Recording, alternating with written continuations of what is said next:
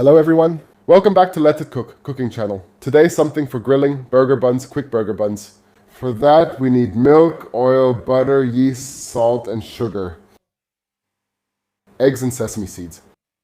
There are two types of brioche dough. For a burger, always use brioche dough that's soft and slightly squishy. Normally you also make a pre-dough. For that you mix flour with milk and heat it up until it becomes a thick paste. But you can also do it without, it's a bit faster. That's why we're doing a quicker version today. You can also try it out. If you want to make the pre-dough, just take a bit of flour, heat it up in a pan with a little milk, and then add that to the dough afterwards. That way, the whole thing gets a bit chewier and a bit softer. But today, we're just going to do the slightly simpler version. For that, you put flour into a mixing bowl. You don't necessarily need a stand mixer. You can just as easily do it by hand. Just take a large metal bowl and knead all the ingredients together. What I think is important for burger buns is that the dough can rise overnight. In theory, if you work with warm ingredients, it can go pretty quickly, within an hour, but then they won't turn out quite as good. Because letting it rise overnight allows bubbles to form, the yeast matures and becomes easier to digest, and the dough rises a bit better, so you get a slightly better result. And now we just add all the ingredients. There are many people who claim you shouldn't add salt at this point because it affects the yeast. But that's not my experience. Honestly, I always do it this way and it works. It always turns out great. Now I just go ahead and briefly stir the yeast into the milk with a spoon. I just soften it a little bit. You can also use your fingers at home if you want. It's actually a bit easier because then you can feel when the yeast is completely dissolved. I'm doing it with a spoon now just for the sake of it.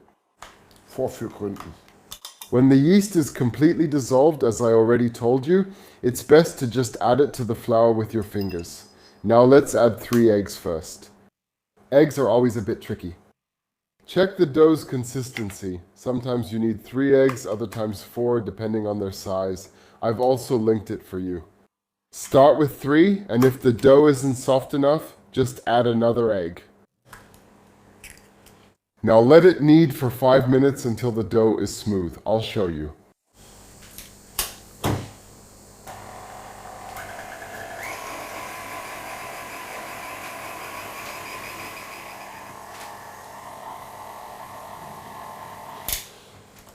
Okay, now we've let it knead for 5 or 6 minutes. It's best when it just starts to come away. So if it's still a little sticky, that's okay, but it should come away from the bowl. If it's still a bit too wet for you, just add a little more flour. If it's too dry, then add a bit of water and shape it into a ball again so you don't have any cracks or anything. Yeah, that's perfect like this. That's how it should look.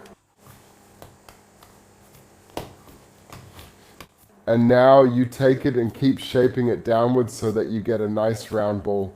Yeah, just keep tucking it under with your hands and you'll see it'll turn into a really nice dough ball. And now just grease the pan a little bit.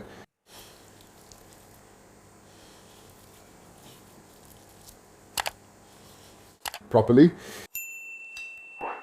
Now we place the ball in here. There. And now we put some plastic wrap or a lid on top, whatever you have, and let it chill in the fridge for about 12 to 14 hours, and then I'll show you. So my dears, it's the next day, we're baking buns. A little flour on the work surface. Now it's important to handle the dough carefully. There's a lot of air in it, and of course we want to keep all that air in the dough. We'll carefully tip it out here now. You can already see how nice and airy it is, and now I'll just divide it into 6 pieces here. I'd better use a knife so we can really cut it better. Into 6 equal parts, and now it's time to shape them into nice balls. Just go ahead carefully and pull it down like this. The less you do now, the better it is. And now you press it together down here. If it's not completely round, then just take a little more and shape it into a really nice round ball. Turn it over, press it down a little more, yeah, and shape it a bit more. And now, when it looks like this, we'll put it over onto the baking sheet. Now I have a bit of egg yolk here, mixed with just a drop of milk. That gives us this nice golden shine. And now I'll brush the guys with it. Cover them and let them rise again, yeah, for at least half an hour to 45 minutes, maybe even an hour, depending on how cold the dough is. I took mine out earlier, so 3/4 of an hour is enough for me now. And then we can also preheat the oven about 15 minutes before the proofing time is up to 180 to 200 degrees Celsius on conventional bake. 35 minutes later, you can see they've gotten really nice and big again. That's exactly how we want them. Now, I also like to spray a little bit of water on them. That will give them a nice shine later. Then sprinkle a little sesame on top depending on whether you want it or not. You can also use black sesame or something else. The oven is preheated. And now we're going to bake these little things. What you should also do, please, when the oven is hot, I can't show you, unfortunately, there's no camera, just use a cup. So you open it, pour a cup of cold water onto the bottom of the oven, slide the tray in and close it. Then bake at 180 degrees until it's nicely golden brown. So my dears, now take a look at how beautiful these guys look. They've puffed up huge.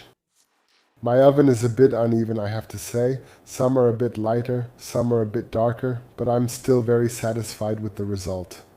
I'm not trying them now, since I'm letting them cool and bringing them to tonight's barbecue. I'll show you how to make a proper burger up here. There's a recipe for it. Now go ahead and try it yourselves. Good luck. See you next week on the Let It Cook cooking channel, my dears. Take care. Bye. See you.